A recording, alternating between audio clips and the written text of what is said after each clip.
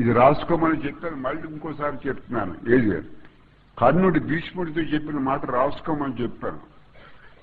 ఇది మీరు అర్థం చేసుకుంటే భాగవతం భారతం ఏం చదవక్కర్లేదు. This sentence is enough.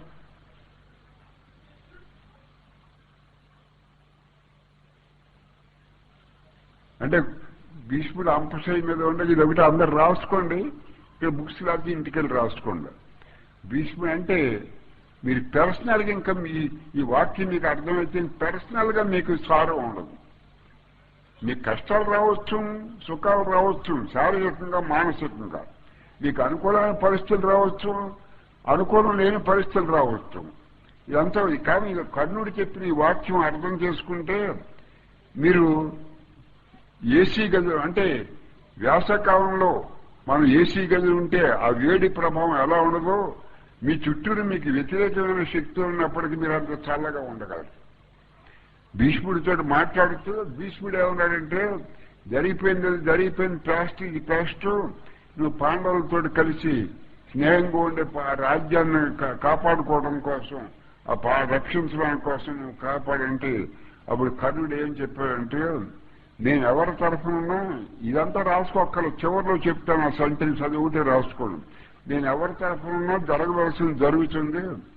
నేను ఎంత వీరుణ్ణైనా, నేను ఎంత గొప్పవాడినైనా మరి ఈశ్వర సంకల్పం నెరవేరుతుంది.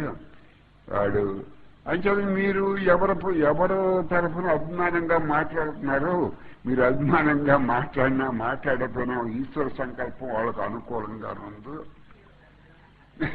మీరు ఎవరి తరఫున అయితే అభిమానంగా మాట్లాడుతున్నారో వాళ్ళు నేను ఎంత గొప్ప ఎన్ని యుద్ధాలు చేస్తుంది, నా సంకల్పం ఎలా ఉన్నా అని అదంతా ఈశ్వర మీరు ఎవరి గురించి మాట్లాడుతున్నారో ఈశ్వర సంకల్పం, ఈశ్వర అనుగ్రహం వాళ్ళకి ఉందని చెప్తే ఒక వాక్యం చెప్పాడు. ఇది ఒకటే రాసుకోండి తాతగారు, ఈ ఒక్క వాక్యం రాసుకోండి. ఇప్పుడు నేను చెప్పిందంతా మర్చిపోండి, ఈ ఒక్క వాక్యం రాసుకోండి. తాతగారు ఈశ్వరుడికి సంకల్పం ఉంటుంది. ఏ ఈశ్వరుడి నుంచి అయితే ఈ సృష్టి అంతా వచ్చిందో, ఏ బ్రహ్మ పదార్థంలోంచి అయితే ఈ సృష్టి అంతా వచ్చిందో,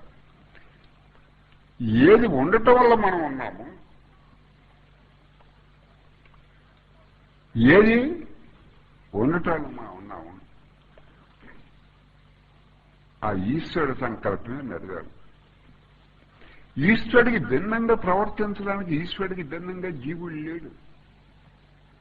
డైరెక్టర్ని కాదని యాక్టర్ ఏం చేయలేడు.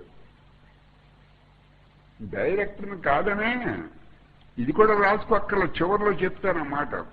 డైరెక్టర్ కాదని యాక్టర్ ఏం చేయగలడు, యాక్టర్ ఏం చేయలేడు. అసలు ఈశ్వరుడికి భిన్నంగా జీవుడు లేడు. ఏ జీవుడు స్వతంత్రుడు కాదు,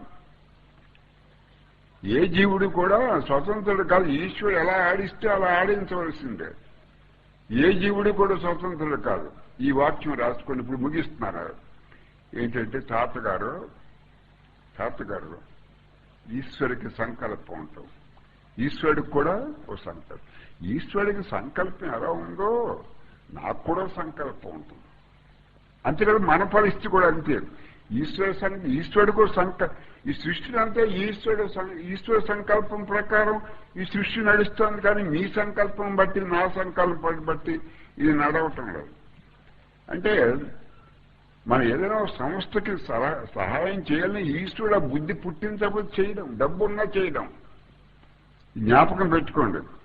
అంచేత అంతా ఈ భగవద్గీతలో చెప్పినట్టు ఇచ్చేవాడు బ్రహ్మం, పుచ్చుకునేవాడు బ్రహ్మం, ఇవ్వటం అనేది బ్రహ్మం, కొండ బ్రహ్మం, ఆ కొండలో ఉన్న బియ్యం బ్రహ్మం, వండటం బ్రహ్మం, తినటం బ్రహ్మం, అంతలో అందరూ బ్రహ్మమే.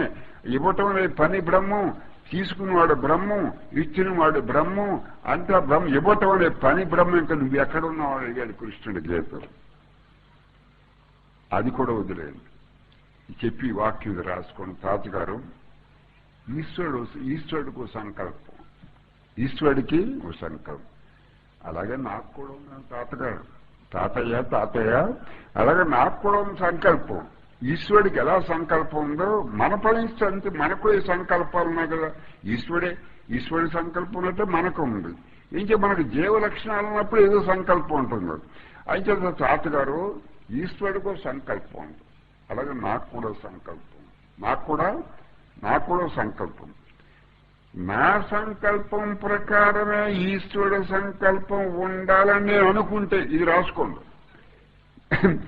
ఇది రాసుకోవాల్సిందే. ఇది రాసుకుని మీరు ఇంటికెళ్ళి మననం చేయండి, ధారణ చేయండి, వాక్యాన్ని ధారణ చేయండి. తాతగారు ఈశ్వరుడికి సంకల్పం, అలాగే నాకు కూడా సంకల్పం. ఇప్పుడు అందరికీ కోటీశ్వరులు అయిపోవాలండి, అయినా పోయినా అందరికీ సంకల్పాలు ఉన్నాయి కదా. అందరికీ 100 కోట్లు 200 కోట్లు ఉండాలని అనుకుంటున్నారు. ఏదో మీరు అయినా పోయినా అనుకుంటున్నారు కదా. అలాగే తాతగారు కరెక్ట్గా గ్రౌండ్ రియాలిటీకి దగ్గరగా చెప్పాడు కర్ణుడు. తాతగారు ఈశ్వరుడికి ఓ సంకల్పం, అది నాకు కూడా సంకల్పం. ఈశ్వరుడు ఏదో అనుకుంటున్నాడు, అలా నేను కూడా ఏదో అనుకుంటాను. ఈశ్వరుడికి ఒక సంకల్పం, నాకు కూడా సంకల్పం ఉంది. ఇది మీరు అర్థం చేసుకోవడం. నా సంకల్పం ఎలా ఉందో ఈశ్వరుడి సంకల్పం కూడా అలాగే ఉండాలో నేను అనుకుంటే ప్రపంచంలో నాకంటే తిరుగు తక్కువ వాడు ఎవడో ఉండడు అన్నాడు. ఇది రాసుకోండి మళ్ళీ చెప్తున్నాను, డిక్టేట్ చేస్తున్నాను, రాసుకోండి. ఈశ్వరుడికి ఒక సంకల్పం ఉంది, జరిగేది ఎవరిది? ఈశ్వర సంకల్పం.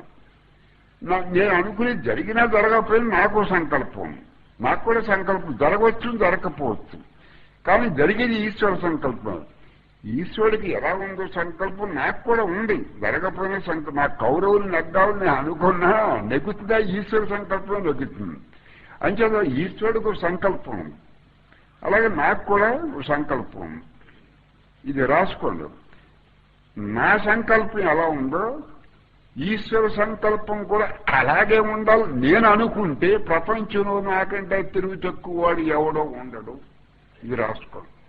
ఈ వాక్యం అర్థమైతే మీరు పర్సనల్ టెన్షన్లోంచి, పర్సనల్ సారోలోంచి, పర్సనల్ సఫరింగ్లోంచి, అన్నిటిలోంచి విడుదల బయటకు వచ్చేస్తారు. అక్కడ వ్యక్తి కనపడ్డది.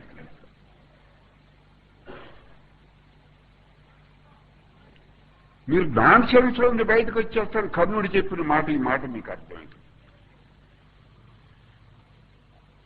ఈశ్వరుడికి ఒక సంకల్పం, అలాగే నాకు కూడా ఒక సంకల్పం. అంతవరకు బాగానే ఉంది. కానీ నా సంకల్పం ఎలా ఉందో అలా ఈశ్వరుడి సంకల్పమే ఉండాలి అని నేను అనుకుంటే ప్రపంచంలో నాకంటే మూర్ఖుడు, నాకంటే తెలివి తక్కువడు ఎవడో ఉండడు. అందుకే తాతగారికి ఇండైరెక్ట్ గా చెప్పటం, పాండవులు జయిస్తారు.